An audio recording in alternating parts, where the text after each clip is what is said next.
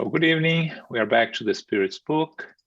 Today we're going to discuss a very interesting subject, somnambulism.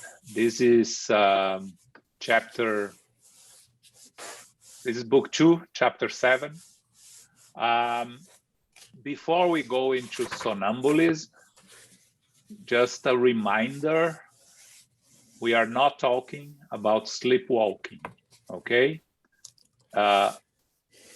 Somnambulism can also be sleepwalking, okay? Someone that is sleepwalking can be in a somnambulic state, but it's much more than it. And the person that enters in a somnambulic state is sleeping. But it doesn't mean that they are sleepwalking, because you can be in a somnambulism state and not sleepwalk, okay?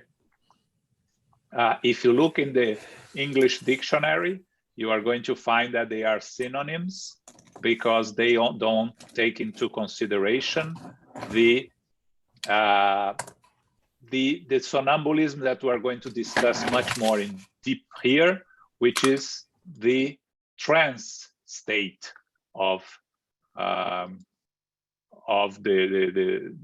somnambulic person. In Spiritism, if you want to think of another word that relates to somnambulism, as we are going to study here, you can think of out-of-body experience, right? That's the word, a word that it's more used in English. You'll see a lot of those spiritualists talking about out-of-body experience. Somnambulism is an out-of-body experience in many cases, okay? So this first question is a long one. I'll ask Philip to read, and then we'll discuss a little bit more, okay? Thanks, Philip. 425. Is there any connection between natural somnambulism and dreaming? How can it be explained? In somnambulism, the soul has more independence and its functions are more developed than when dreaming. It feels perceptions that it does not have while dreaming, which is an imperfect form of somnambulism. In somnambulism, the spirit is in total possession of itself. The physical organs suffer from a type of catalepsy and are no longer receptive to external impressions. This state most frequently occurs during sleep, because the spirit is then able to free itself from the body, which enjoys the repose that is indispensable to matter. Somnambulism occurs when the spirit of the sleeper is determined to do something that requires the body.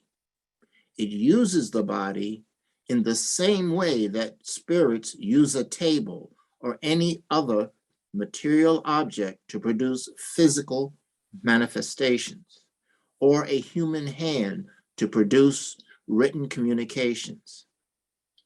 When a human being is conscious of a dream, his or her bodily senses related to memory are beginning to wake up.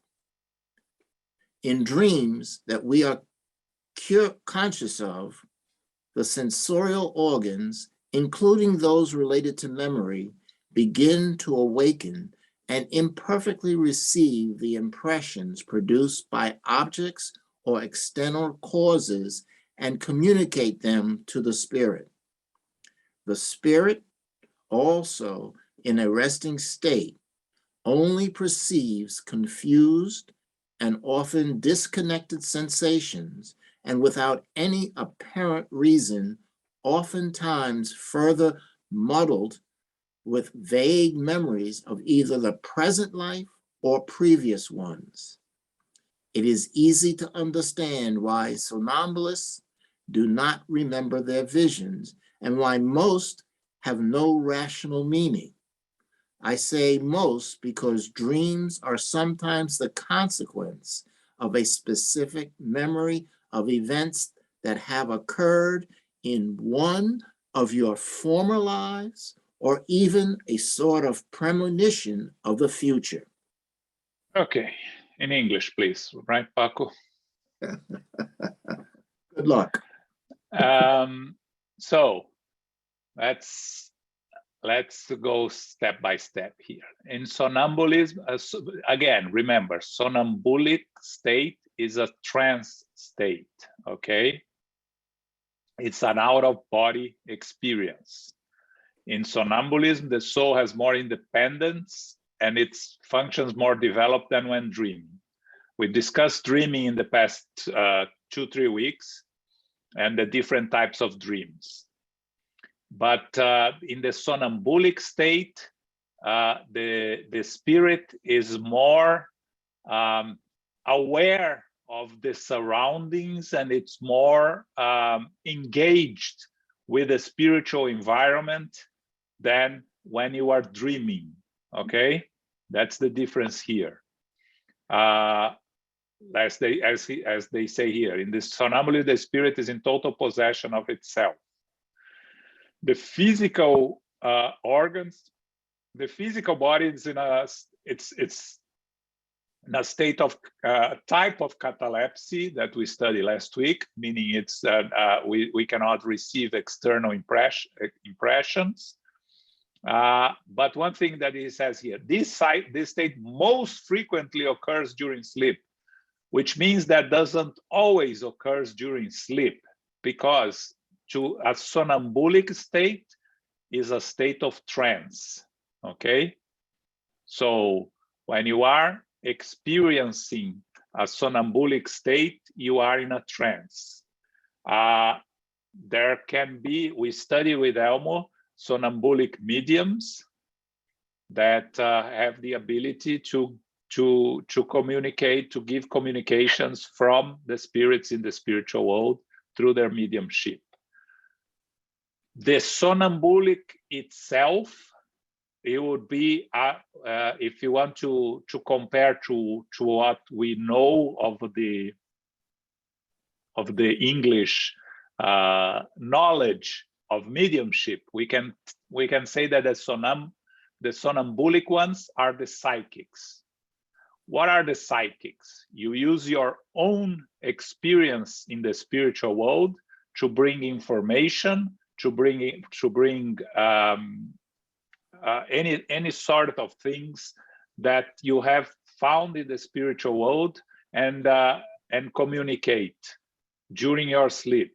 The best example of the somnambulic state that we know here, and I know Paco likes him a lot, is Edgar Cayce, the giant sleeper, right? The sleeping giant. Edgar Cayce, in a state of sleep, in a somnambulic state, would go to the spiritual world and bring prescriptions, premonitions, and other things that he experienced. So what's the difference between a psychic and a medium? A medium is an intermediate between the spiritual world and the physical world, giving communications from other spirits. A psychic is bringing their own experiences in the spiritual world. So a psychic may meet another spirit in the spiritual world, have a conversation, come back, and talk about the conversation. While in a sleep state, in a somnambulic state, talk about the conversation, but it's their experience. It's not the other spirit talking through the medium, okay?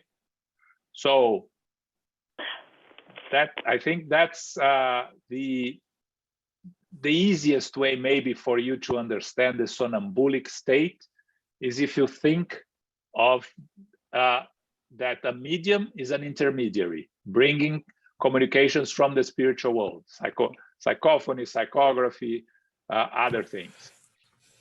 A psychic or someone in an out-of-body experience is reporting their own experiences in the spiritual world and not being an intermediary.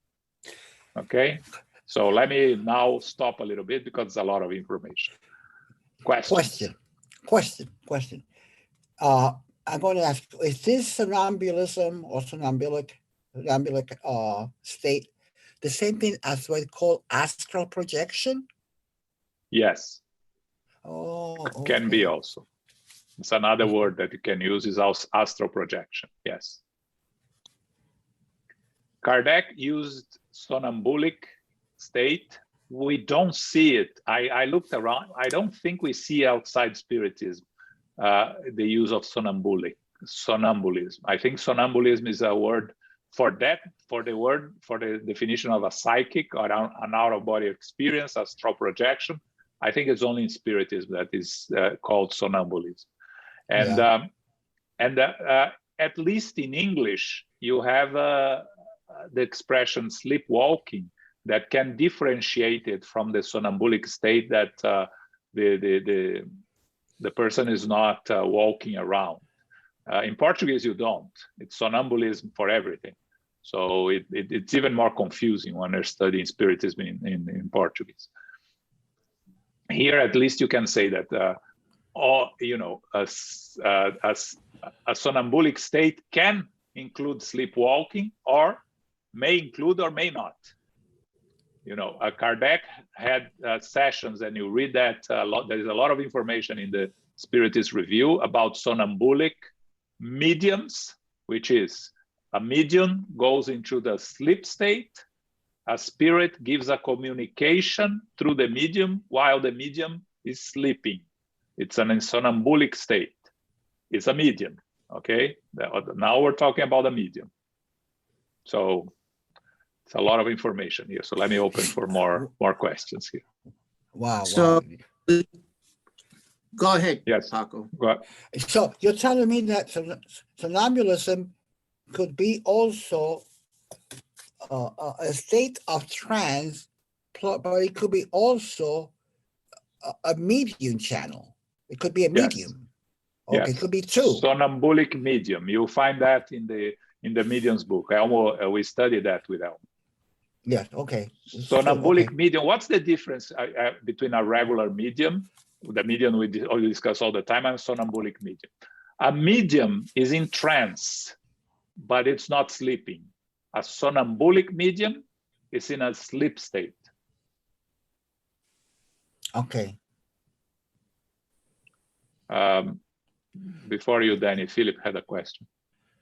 Yeah, it says that somnambulism occurs when the spirit of the sleeper is determined to do something that requires the body. Oh, yes. Very good. And yes. that I don't think you discussed.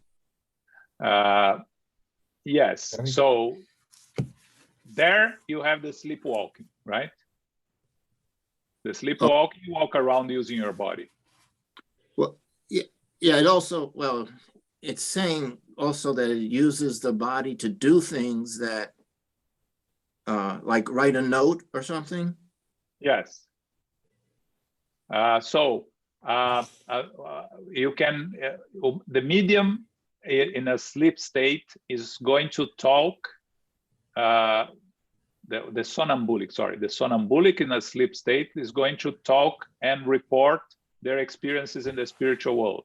So they are using their physical body. Okay? Yeah. In that sense, think about Edgar Cayce, and Paco can help us here. How did Edgar Cayce give his communications? He was sleeping. He would tell what he was, he would bring the prescriptions, he would bring and there was a lady taking notes of what he was saying, but he was sleeping. The stenographer, right? The secretary. So he was using his physical body to communicate. The difference is in a dream, you don't use your physical body. You are just dreaming. Your physical body is inactive. That's true. Very good. A somnambulist can use their physical body either to be used as a medium or to use as Edgar Cayce. And again, I'm not saying that Edgar Cayce didn't have mediumship also. I'm saying that the communications he received the predictions, the prescriptions, could be of his own. Again, when you are in a somnambulic state, you are able to access your own attributes of your spirit that are not present in this present existence. So Kardec had experiences with illiterate mediums, or that in a somnambulic state could talk about very complex things, could write, and they didn't know how to write when in a normal state. So you access a part of you, the spirit that is not present in your actual incarnation. Okay, Danny.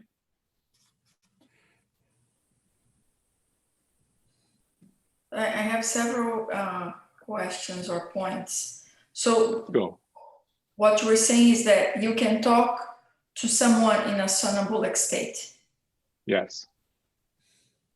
I don't know if you will remember the dream or vision that Emmanuel had as Publius at the first chapter of the 2000 years ago.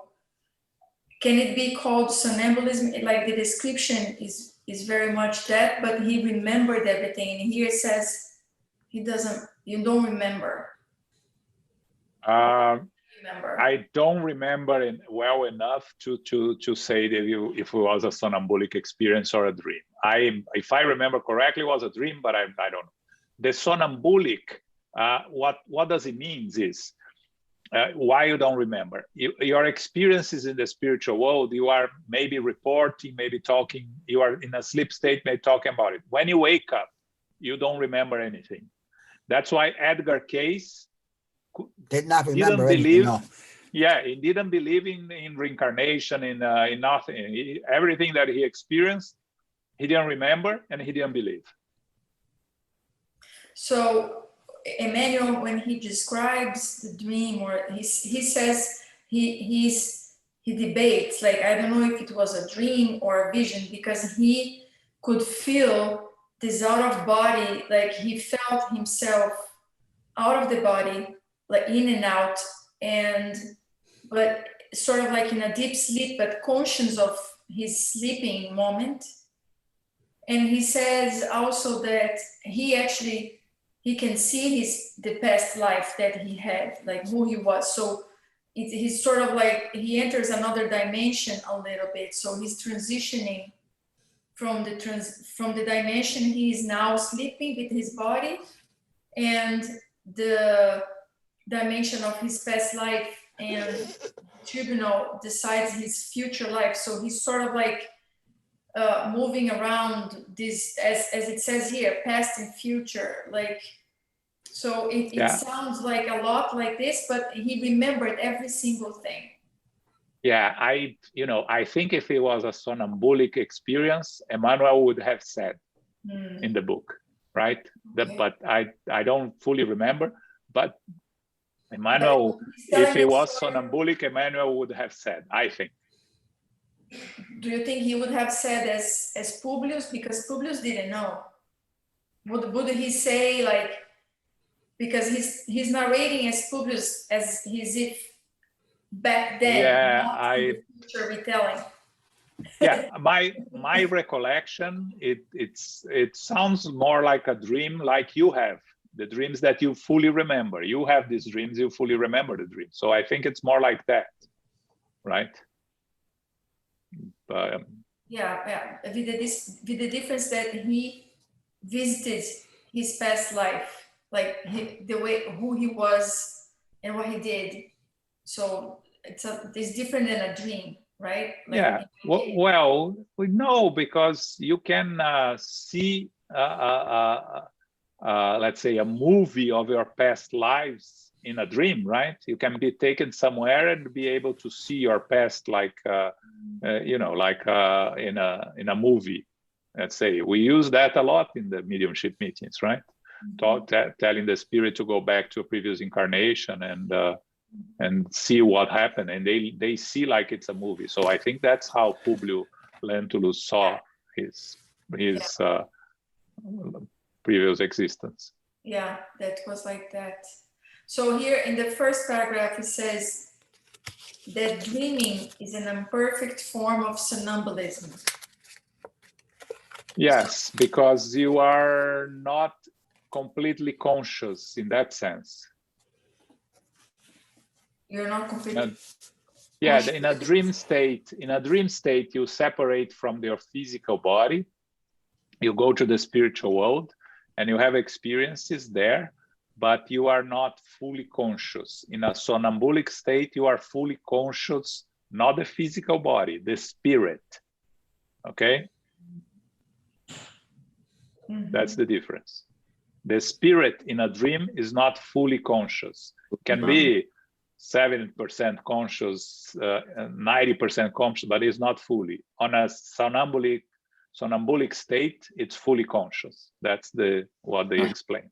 Anything to that? In an out-of-body experience, if we want to use that to make it easier. So is this what we had a member in the center that would describe this kind of experiences? Is this what that person would have? What person? There was a person that came to the center and then he would have out-of-body experiences, fully conscious. Would that be somnambulism? Like do you remember? There is, the somnambulic state. Most of the case you are sleeping. You can have mediumship of, you can go somewhere in a trance and not be in a somnambulic state, right? Yeah, okay. No, I think that person was awake. Yeah. Okay. Okay. Anyone else? Hey, Okay. Jono. Yeah, it's Renato. Just a quick one. This somnambulism is like mediumship, something they are born with it, or you develop? You are born with it, but you can develop your abilities, right? Like a mediumship. You are born a medium, but you educate it, you learn how to use better, you open yourself better.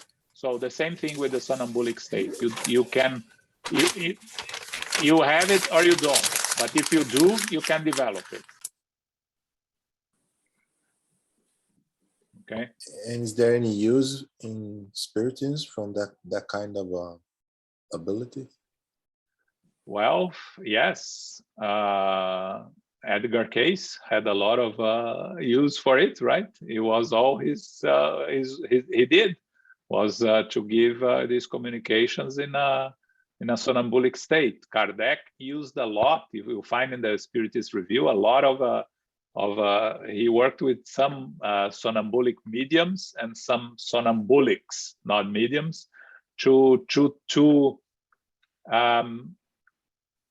you see later in the questions some things that make sense to us because we understand the process. But how Kardec was addressing the problem of somnambulism, meaning out-of-body experiences. How do you see? How do you feel? To report what your experiences in the spiritual world via somnambulic state are very useful if we can have those mediums. We don't. I have never seen a somnambulic medium or somnambolic person in action, but it'll be very interesting to hear, right? You go to places and bring information, right? Because it's how it works, the out-of-body experience, right? It's the out-of-body experience that we see in the spiritualist literature and reports. And the wake-up process happens by itself towards the end of whatever scene, or someone has to wake up the somnambulist person? It ends when the person comes back to the physical body, like when you wake up from your sleep. But you can also wake up the person, yes. There's a lot of interesting material about that the Spiritus Review if you want to do a little bit of research. Thank you.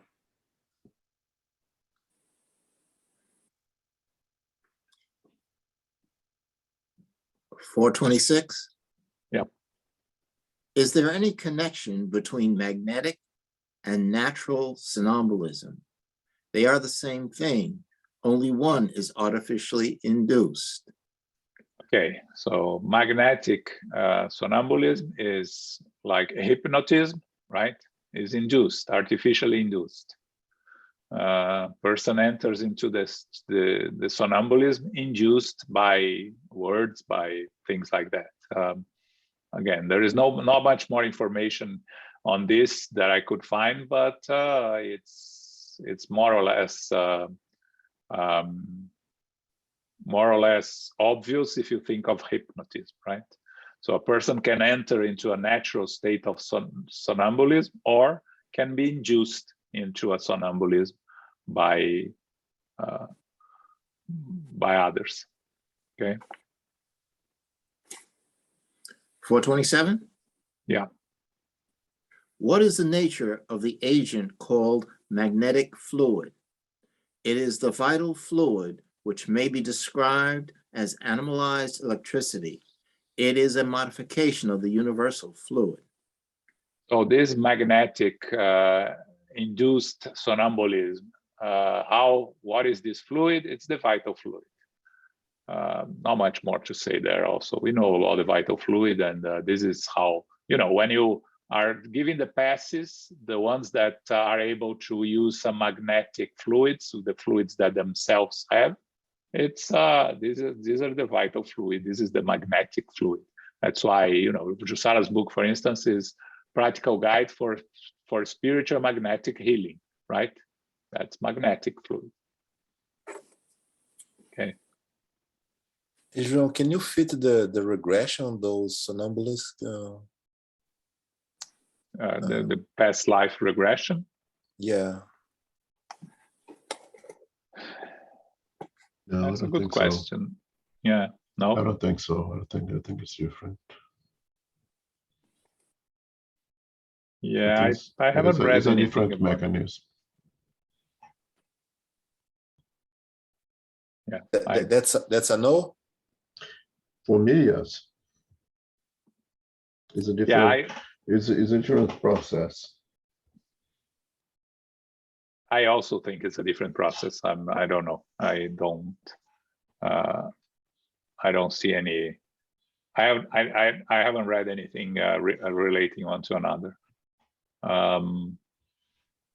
Past life experiences, you enter into a hypnotic state, Elmo? Some kind of trance. I don't know if, yeah, I'll say it's some kind of hypnotic trance because there is the power of suggestion of going back to a certain period of time. So yeah, so it's some kind of hypnotism because there is the suggestion of a specific place and time. But it's a very fine line because it seems like the same description that we just did on the induced one here. But the difference here is that when you are inducing a somnambulist, you are not taking the spirit back to their previous existences. You are just allowing them to disconnect from the physical body and have an out-of-body experience. It's not going back to their previous existences. And our past life therapy, you enter into a state of trance that you are able to access your previous existences. So it's different. Only the The word mechanism may therapy, be, sorry? only the word therapy already established a differentiation there.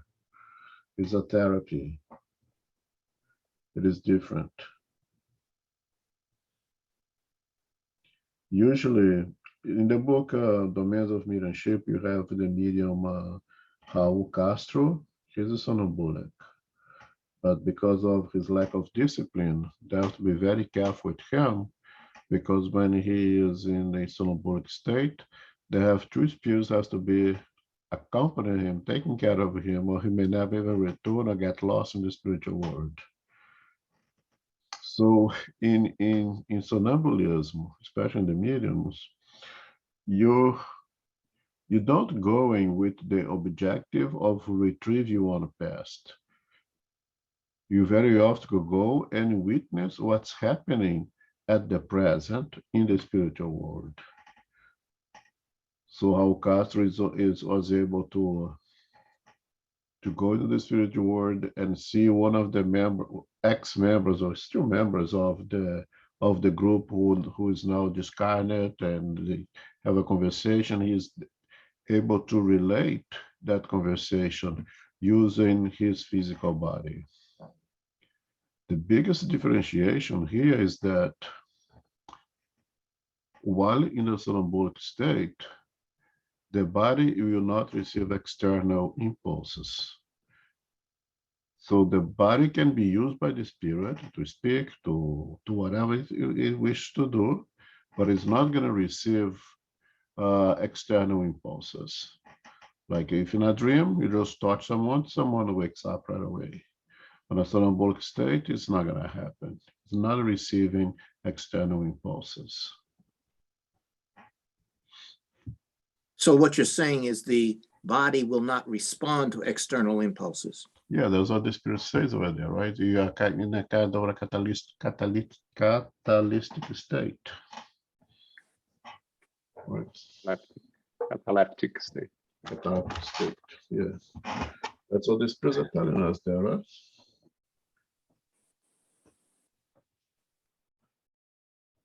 Okay.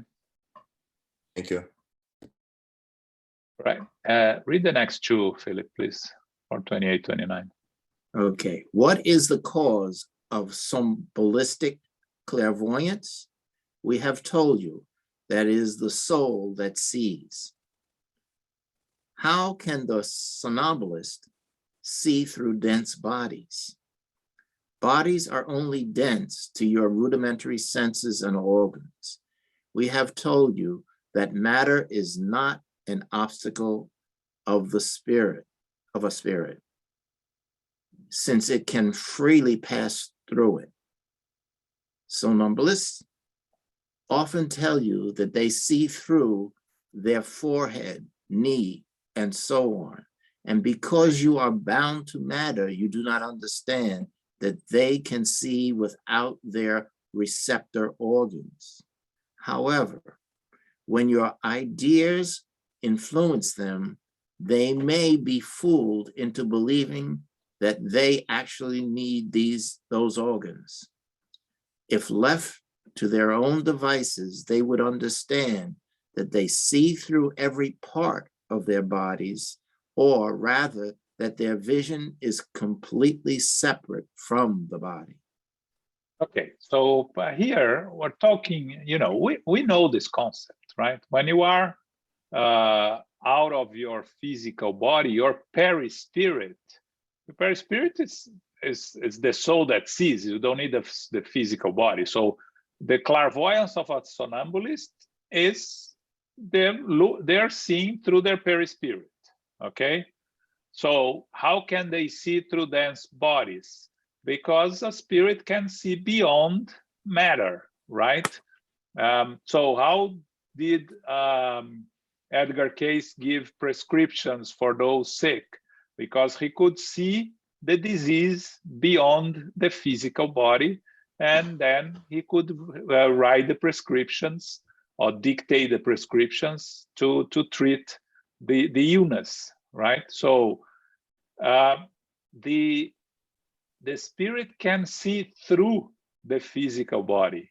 Can doesn't mean that they are going to be able to. Remember, we talk about it many times, that the spirit can go through matter, but it needs to understand that it can go through matter and needs to know how to go through matter. So that's why, for instance, when you say that the spirits are kept outside this, the spiritist center, the inferior spirits, and how can they not go in if they can go through matter? Because they find obstacles there that they don't know how to pass through. So, and also we know that the senses in the perispirit are not, the perispirit, we have eyes in the perispirit, we have all the organs in the perispirit, but the vision is not limited to the eyes. We may be able to see beyond our spiritual eyes, okay? That's what they were trying to say here, okay?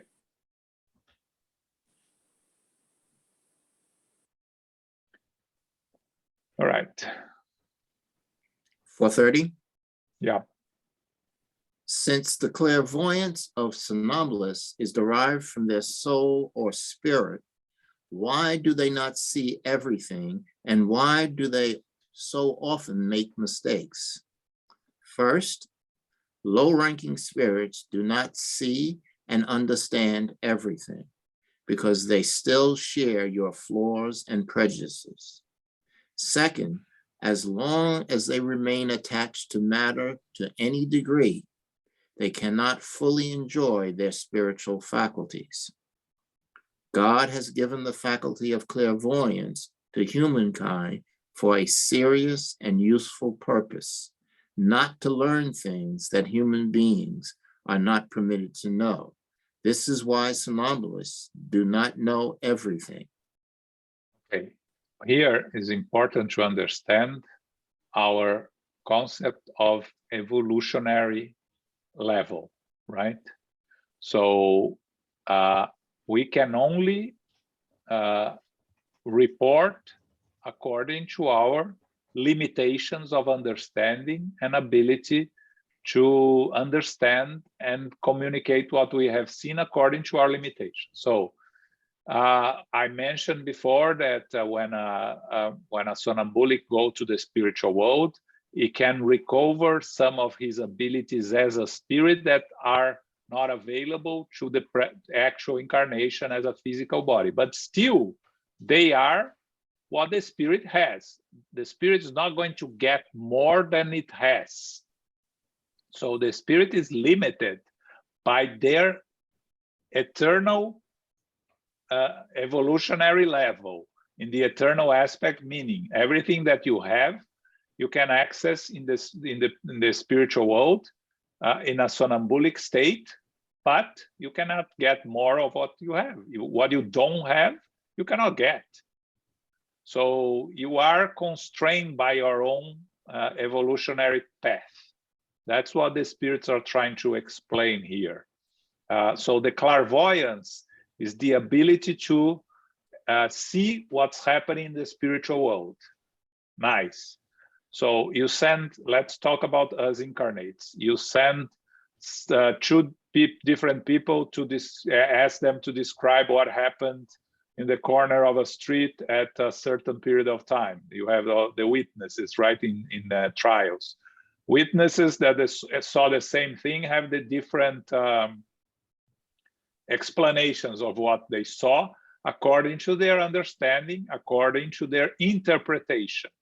So it's the same thing with a clairvoyant. You go to the spiritual world, but you can only bring according to your understanding of what you are seeing, right? You cannot go beyond your abilities, even back in the spiritual world. And again, your abilities as an eternal spirit, not your abilities as a physical incarnated being. Okay? I hope I made myself clear. There's one difference I've noticed is that looking at a scene, it depends on what you focus on, what you pick up. Yeah. So two people can be standing next to each other, focusing on different parts of the same scene. Yes. And you transport this to the spiritual world. These two people, two clairvoyants, are going to describe different things according to their understanding and the limitations of their ability to communicate and to understand, right? It's the same thing. Mm-hmm. That's the limitation in the spiritual world. It's just that we expand because we can access, we as a full spirit, but still according to our level of evolution, not beyond it. Yes, Danny. So from the perspective of the person who is somnambulic, does this person know the difference between a dream and a somnambulic state, or it doesn't matter? When you are sleeping, you have dreams. When you are in a somnambulic state, you are in a trance, and you are not going to remember anything. So when you come back, someone will tell you you were saying things and you don't remember anything. You may have been in a somnambulic state. Sleeping is for when we are dreaming. It's not dreams are not an altered state of conscience. Somnambulic is. So the person doesn't remember, but the person is aware of the state they are in. What do you mean is aware? Well, aware when? The spirit is aware. The spirit is aware, but once it returns to the physical body, it does not have any recollection. So this person could pass as if it's sleeping, but it's not sleeping. For example, if I have someone next to me who is in a somnambulic state and it's not saying anything, it's just, or this person is supposed to be telling things that sees right away. Oh, the physical body next to you, you're probably not gonna know the difference. No. No, Neither right? will the person. No. So there could be a lot of somnambulic people that they don't even know. Yes. And also, I'm going to bring another thing here. Some people talk in their sleep, right? That's not a somnambulic state. That's something intermediary between it's a dream. It's called soliloquy. I forgot the word. There is a word for it that you find in Spiritism, but that's not a somnambulic state. Is this a state where a person can have a conversation on a telephone and not be aware of it physically? Yes. Yeah. Let's bring the concept of sleepwalking here, right? Because sometimes it may help understand. A person that is sleepwalking goes to places, walk around, have conversations, and then you take them back to their bed, they're going to sleep, and then wake them up, they don't remember anything. But they were sleepwalking, they were walking, talking around. So that's a somnambulic state combined with the sleepwalking. A person that sleepwalks doesn't remember anything. So that's the part of the class that we are like, okay, start again, right? Every time we discuss this part of the book, we are understanding everything and we are following, and then, okay, go back.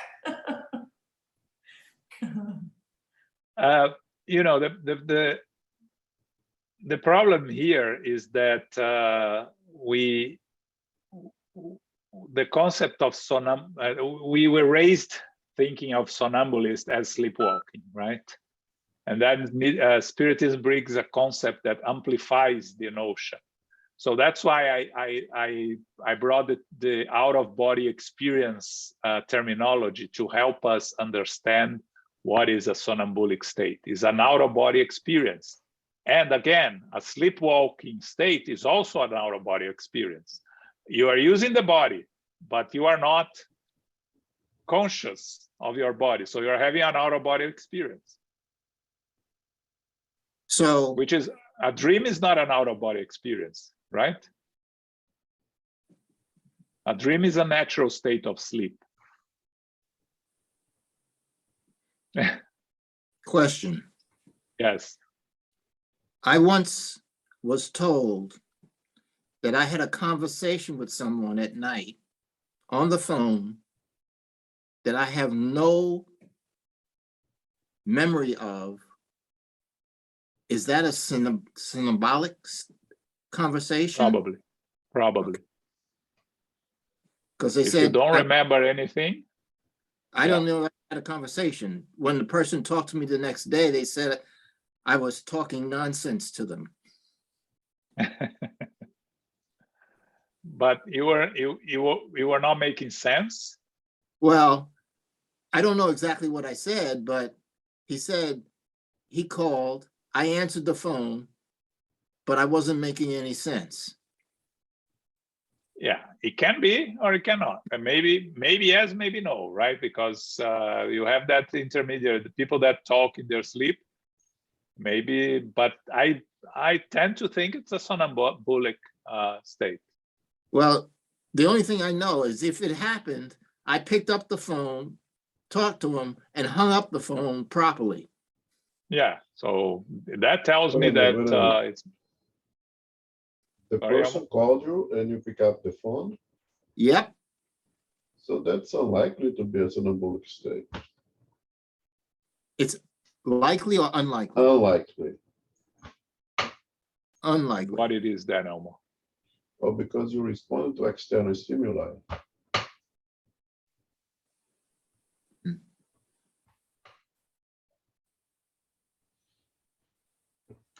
The somnambulic state should not be responding to an external stimuli.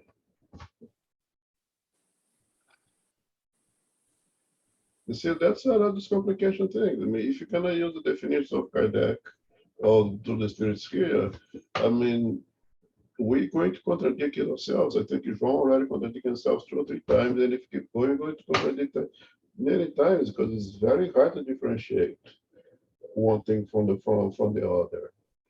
How do I know if someone who got out of bed and is walking and saying words on a somnambulic or on a sleepwalk state? How can I make that differentiation? As an outsider, as I'm sitting in my living room and I see that person walking and sleeping, how can I tell what that person is, in which state that person is? I don't think I can. You only can tell after it ends and the person doesn't remember. Then you can tell they were in a somnambulic state. But the sleepwalker usually doesn't remember either. Yes, but sleepwalking is a somnambulic state. No. It is. You understand there's a difference. Sleepwalking is in a state of sleep. It is a different thing. Sleepwalking is one thing, somnambulic state. A mediumistic trance, a trance is something else.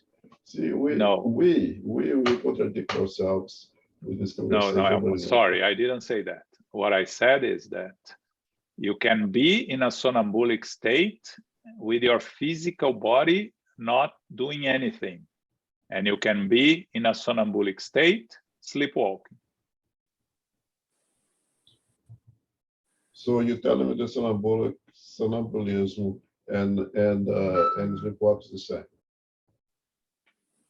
No. No. And how can you tell us the differentiation? Because usually the sleepwalk does not remember what he or she has done also. And neither does the one in a somnambulic trance. But if you have a conversation with a sleepwalker and he or she is telling you things that they are seeing, experiencing, they are in a somnambulic state. If they are just walking around without anything, then it may not be a somnambulic state. Maybe it's just sleepwalking.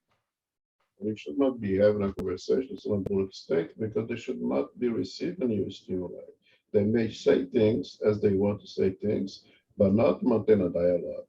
No, not maintain a dialogue. Yeah, you're right. They are saying things or not saying things. You're not having a conversation. Yes, my apologies. I didn't say, I shouldn't have said having a conversation. I said the person may be talking and describing things and saying things. That can be a somnambulic state. Or the person may just be walking around, sleepwalking, without saying anything. That may not be a somnambulic state.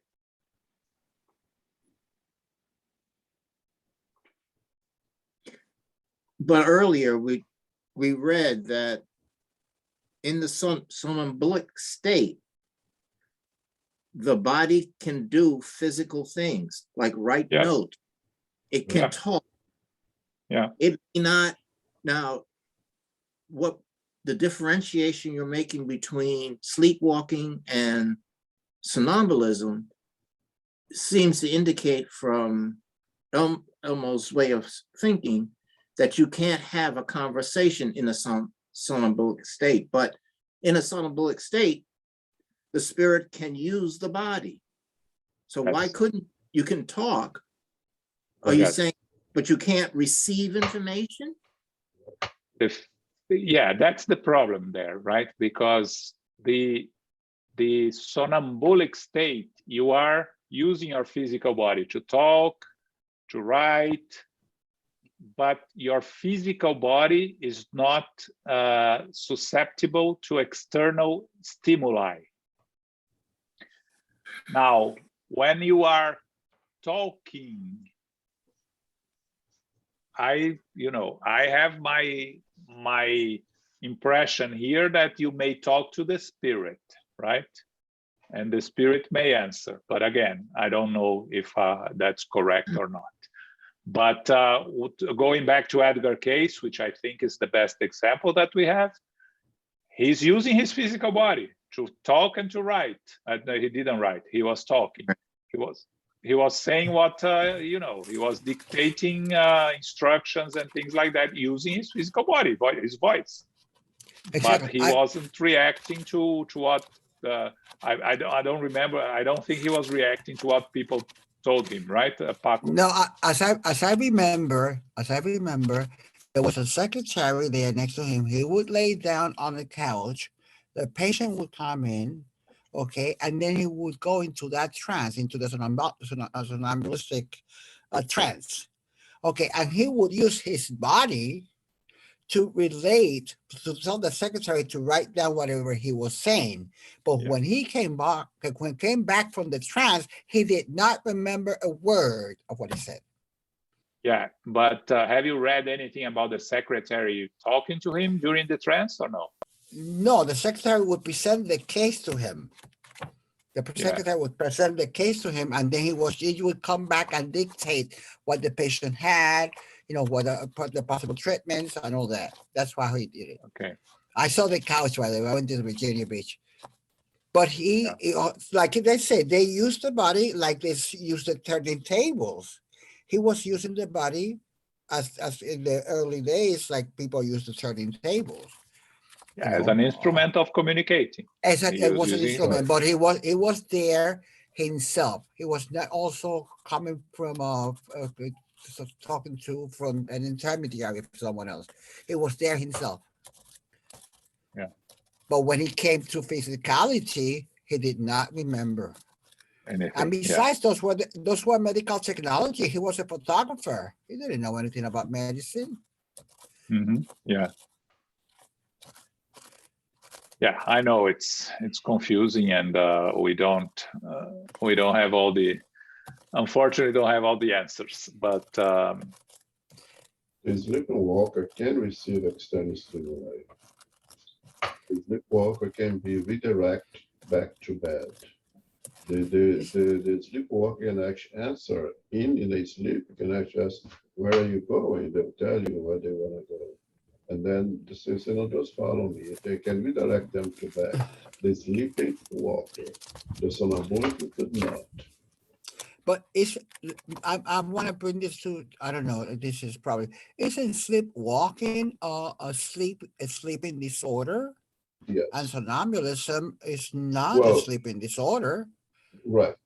I'm questioning. I'm not a doctor. You're absolutely right. Yes.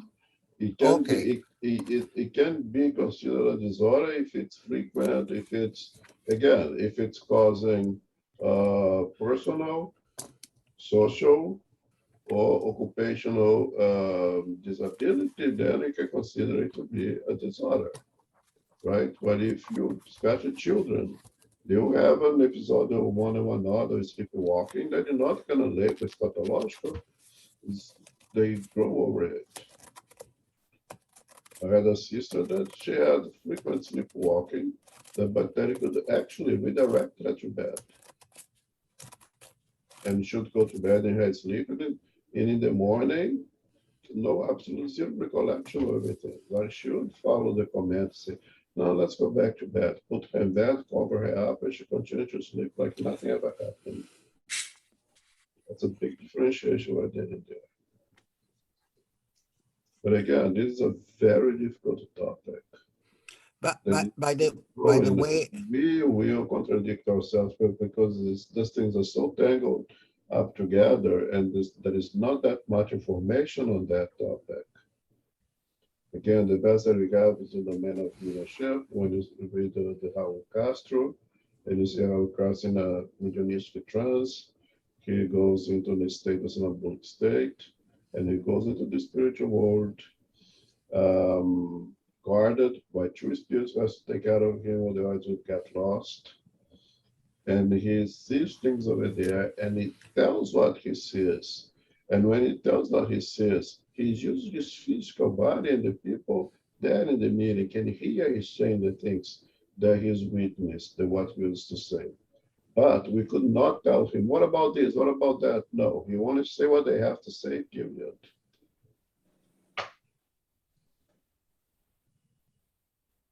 Ernie. exactly. So a person in a somnambulic state could get up off the bed, get into the computer, do stuff in the computer, and go back. Or no, it's not engaging that way. Like, Yes, it could. If that's what the spirit wants, because now the spirit is using that body the same way that you use a pen. Yes, if that's how the spirit works, yes. but in that case, the spirit is not somewhere else. The spirit is in the house, let's say. It may be, no, it can be somewhere else, can be Yeah. So the spirit Like could be years somewhere away. else.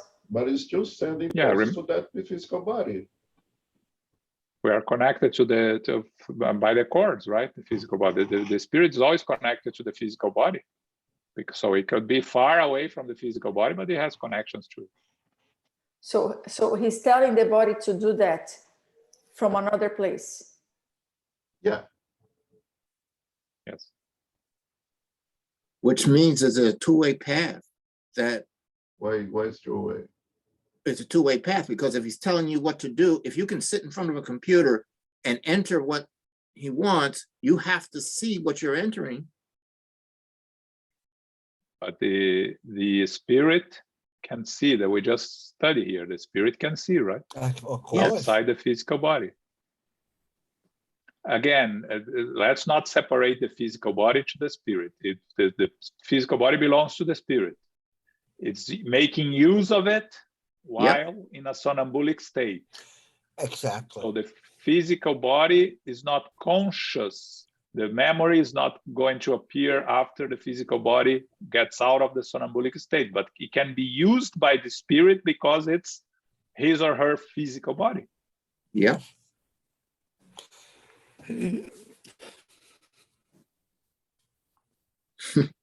Interesting. Very interesting. So we come back next week. I'll try to find more okay. information, I'll try to study a little bit more for next week. Okay. See if I can Thank you. add something to what we already discussed here. We stop here at 4:30 and we start again next week. Yes, a lot of information. So what do we have for this weekend? On the initiation into Spiritism course on Sunday, at this Sunday at 10 a.m. is our friend Luis Vilaça that is going to present miracles and something like that, I think. So this Sunday at 10 a.m. On the United States Spiritist Federation YouTube and Facebook pages. We are going to study the Gospel according to Spiritism on Sunday at 11 a.m.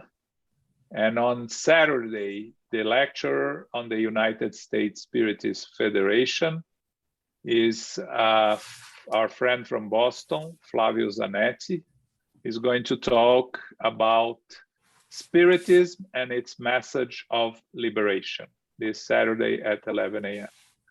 Well, remember, time changes this weekend here, right? You know, nowadays everything changes. All our watches and clocks and phones change, so we don't have a problem in remembering that. But just as a reminder, so you don't come to the meeting at 12. The book club next week, chapter 6 and 7. We're reading, but we may discuss only chapter 6, okay? 2,000 years ago is the book we're studying on Wednesdays, okay? I think that's it. Who volunteers to do our final prayer? Anyone? We don't have Zoraida, we don't have Carol. Okay, I'll do it. And we thank our spiritual benefactors for the opportunity of being together on studying and learning the teachings of our Master Jesus. We ask them to help us put in practice in our daily lives everything that we have received. We ask for the blessings for our family, our friends, and even those that call us enemies. We ask that we may have a week of peace, of harmony, of fraternity, that we may be united in prayer. We thank the spiritual benefactors once again and our Master Jesus for another opportunity of being reunited in His name. And with our hearts full of gratitude, we ask permission to close the first part of our meeting. So be it.